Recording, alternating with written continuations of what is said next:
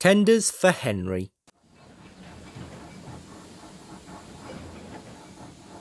I'm not happy, complained Gordon. Your firebox is out of order, said James. No wonder after all that coal you had yesterday. Hard work brings good appetite, snapped Gordon. You wouldn't understand.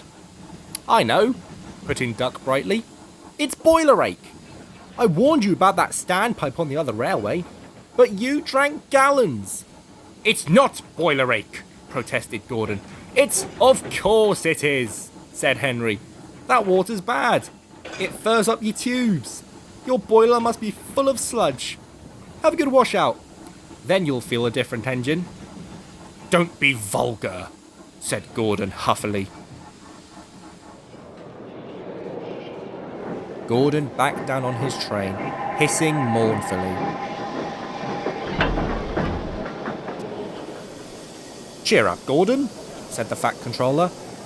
I can't, sir. The others say I've got boiler ache, but I haven't, sir. I keep thinking about the dreadful state of the world, sir. Is it true, sir, what the diesels say? What do they say? They boast that they've abolished steam, sir.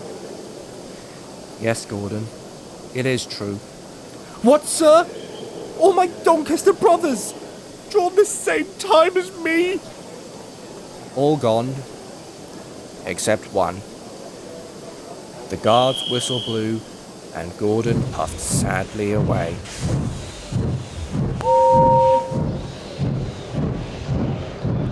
Poor old Gordon, said the Fat Controller. If only we could. Yes, I'll ask his owner at once. He hurried away.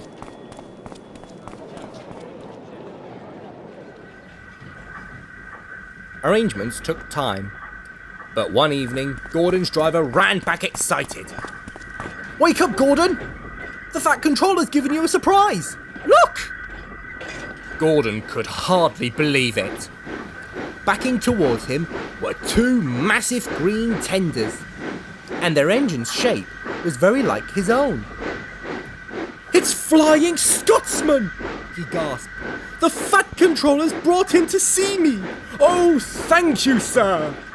Gordon's toot of joy was drowned by Flying Scotsman's as he drew happily alongside.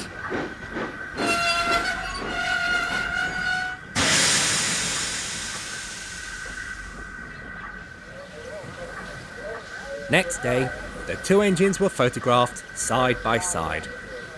You've changed a lot, smiled Flying Scotsman. I had a rebuild at Crewe. They didn't do a proper Doncaster job, of course, but it serves. I had a rebuild too, and looked hideous. But my owner said I was an extra special engine, and made them give me back my proper shape.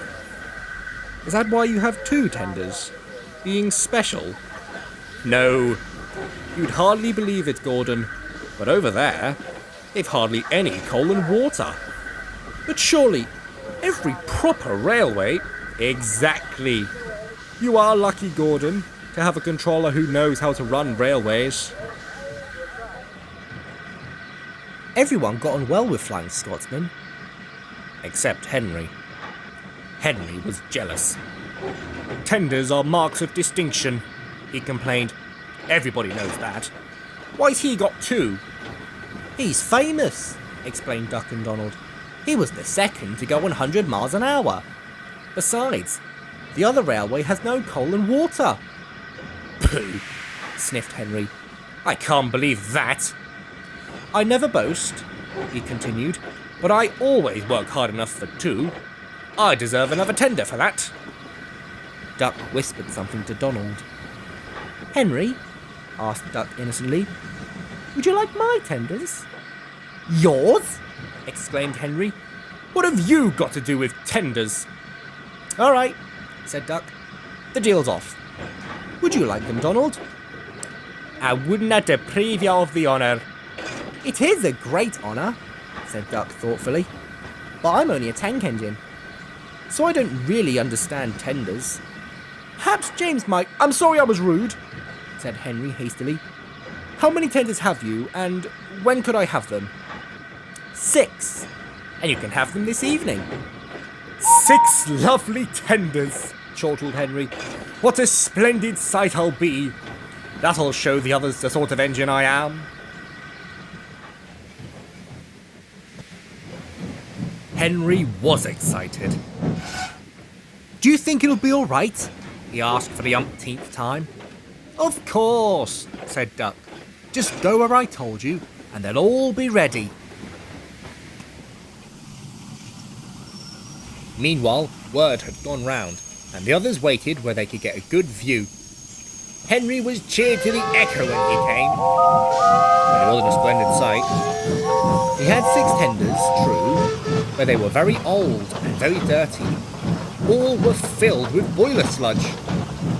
Had a good washout, Henry, called a voice. That's right. You feel a different engine now. Henry was not sure, but he thought the voice was Gordon's.